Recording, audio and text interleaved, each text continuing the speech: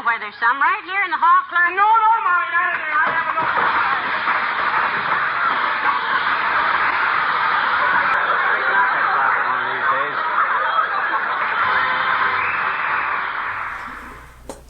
Hello and welcome back to episode 2 on this General Electric clock radio, model 514, 1952 to 1954. And where we left off last was I was trying to figure out whether I could get this clock back through the back. And of course I can't. I knew that. It's got reasons in here for not being able to. So here we are. We've got a clock that we need to remove so we can get the chassis away from the cabinet, and we get the clock removed from the chassis because they need to be worked on independently. And we've got some wires here. Now, back to the reference photography business. I take reference photos of everything. I just took one of this. These brown wires right here are the power cord coming in the back, and these black and yellow wires right here go to the radio chassis. So what's happening here is power is coming in here, it's being attached, the brown wires are soldered there and soldered there, and that's what provides 24 hours a day power to the clock motor so that it runs all the time. And you might recall in the first episode I turned the switch and I said there doesn't seem to be an on-off, or the on-off doesn't seem to work. It's because it's not there. The on-off is actually right here at this bottom switch on the clock face. And in the print right here on the clock face you can see wake, well, if I turn it around, you might be able to see it's a wake up, off, and manual. Those are the three positions for this switch. So this is the radio switch. Turn it off, radio is off, clock still continues to run. Turn it to manual, then you can just adjust the radio as you will and play it. And then turn it to wake up over here, and that's when the alarm kicks in, and at whatever time you set it, it turns on the radio automatically and wakes you up in time to miss the bus for school or work. So what we need to do is take these 4 wires off. We have the 2 from the main outlet. Then we have the 2 that go into the radio itself. And again, I've taken reference photos so I know that where these 2 from the line get connected to the clock. And I know that the yellow one is soldered here, and the black one is soldered right where? Right here. So the black one connects here, goes into the radio. The yellow one, let me rephrase this. We've got AC power coming in here. AC goes to this line, goes back to the clock. The other side of the AC, this one, goes over here to this switch, which is our on-off switch.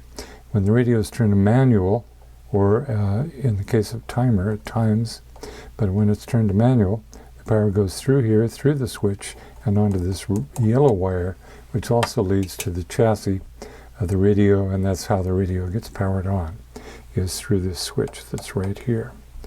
So in order to get the clock removed from the radio, we need to desolder these 2 wires and these 2 wires, this black and this yellow wire.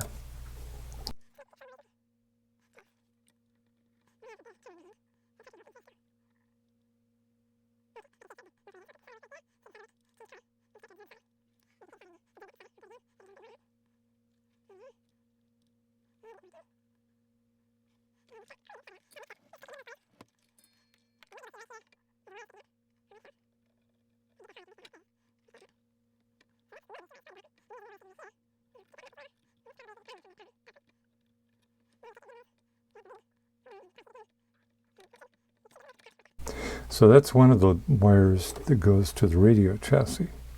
The other one is this one right here.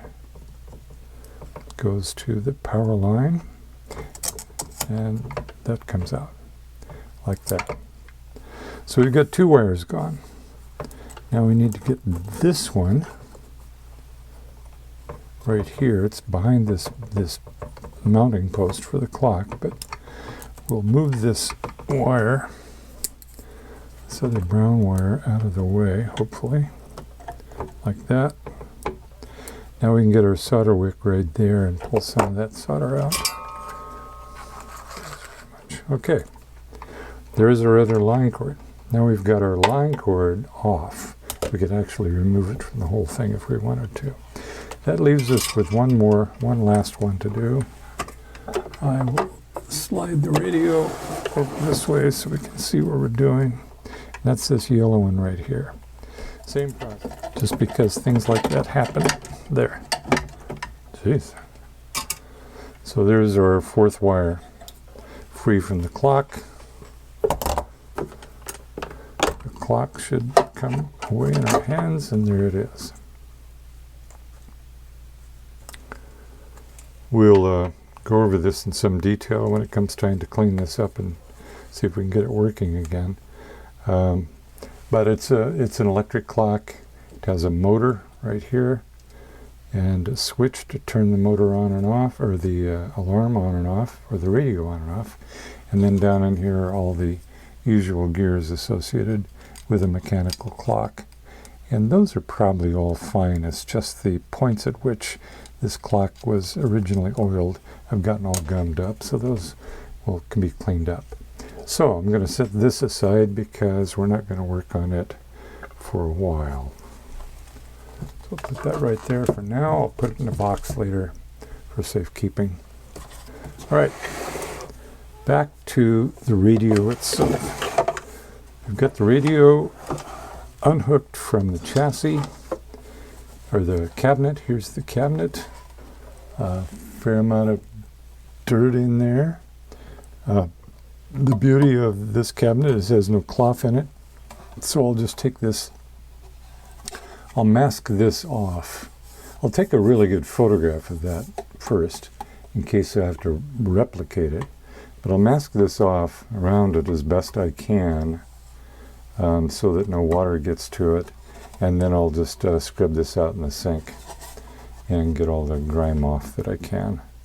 It's not too bad, but I'll set it aside for now.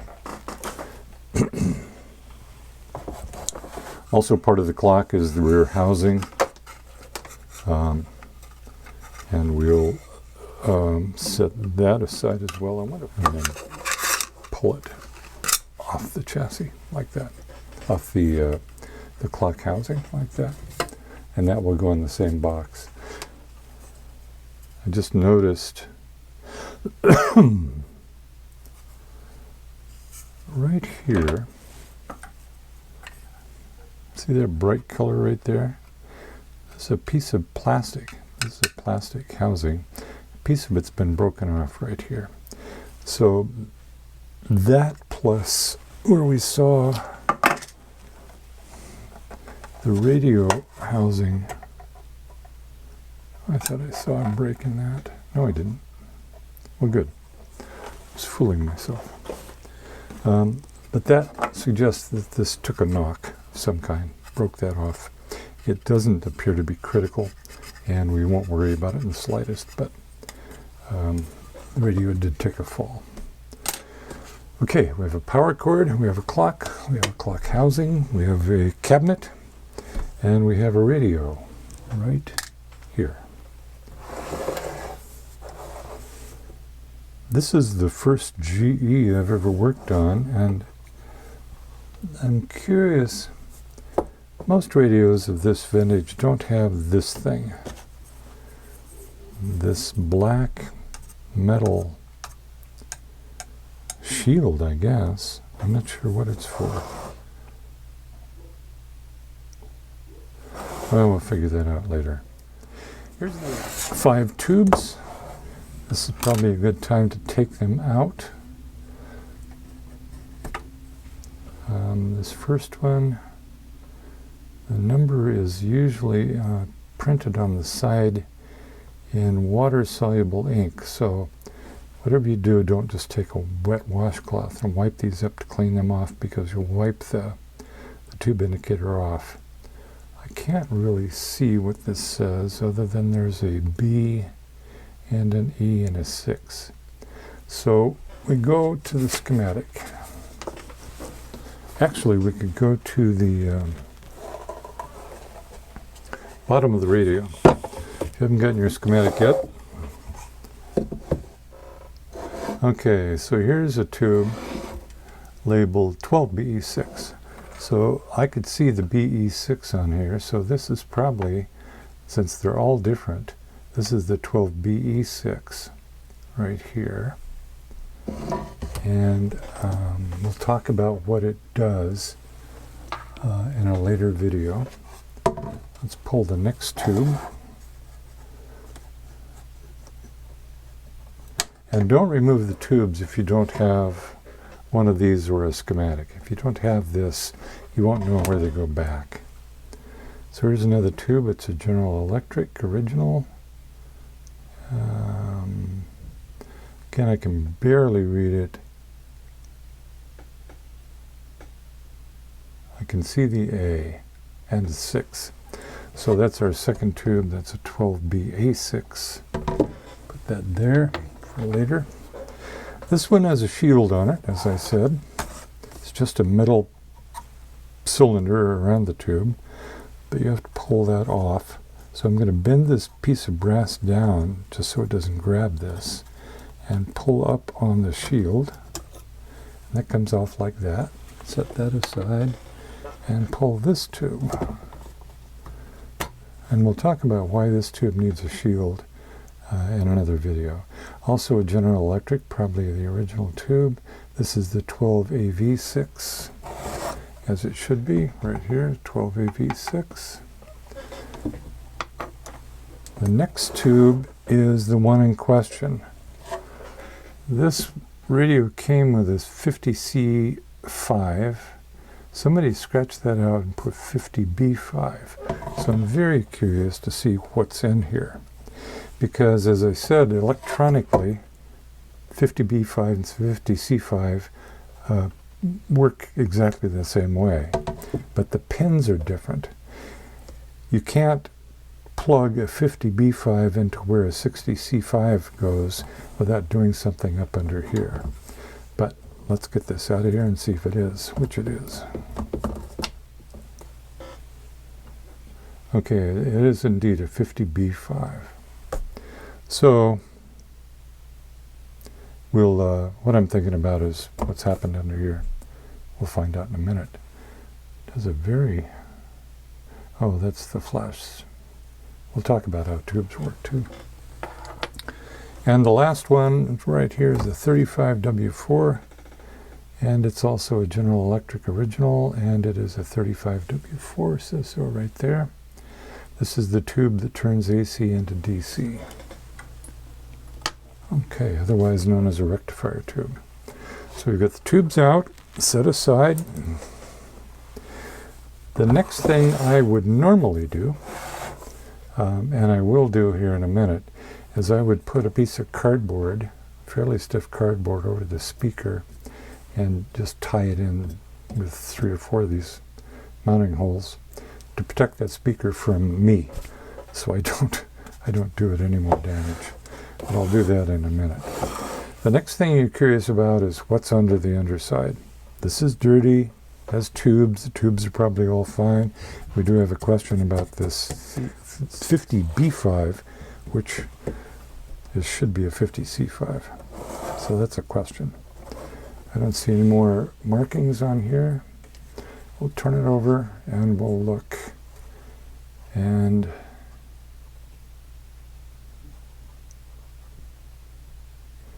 this is it. This is what an old radio looks like on the underside. So what do we have here? We have capacitors. This big red thing is the filter capacitor. This is what you need to make very good DC, and I'll explain why that is. These guys are commonly referred to as waxy paper caps. They are paper capacitors made of paper and aluminum foil, literally, and some kind of chemical bath that's rolled up into a tube like a cigar. Actually, cigars aren't rolled up, are they? Anyway, I don't know. I'm not a cigar smoker. And I can guarantee you, you'll notice that this one right here is kind of complete and looking pretty good.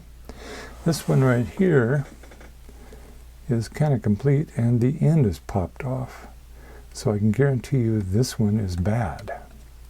And I will bet you that if these two aren't bad, they will be fairly shortly. Here's a bit of a mystery component. It's so dark. I can't read. It does have a label, but I can't read it. Anyway, it has a band on it. You'll notice these waxy paper caps have bands on one end. This one has a band right there. So I expect that's another capacitor that also needs to be replaced. So we have 1, 2, 3, 4, 5 capacitors that we must replace. So what we'll do is we'll automatically replace 1, 2, 3, 4, 5 capacitors. We'll then go and measure the values of the resistors. These are called carbon composition resistors, and they will fail, but they fail in an interesting way. They usually go out of value. Each of these has a specific resistance and value, and with age, and these are aged, with age it'll go up. But this is a very simple radio, and now I understand what this is for. This shield is that the wires on most radios, the tube sockets, that's what we're seeing here, these brown things, have connectors on them. But with this one, the wires go in through this brown phenolic, this is called phenolic, up into under here, and they're soldered on top, which is kind of interesting. Must be sort of unique to GE, and that's all right. We can deal with that as well.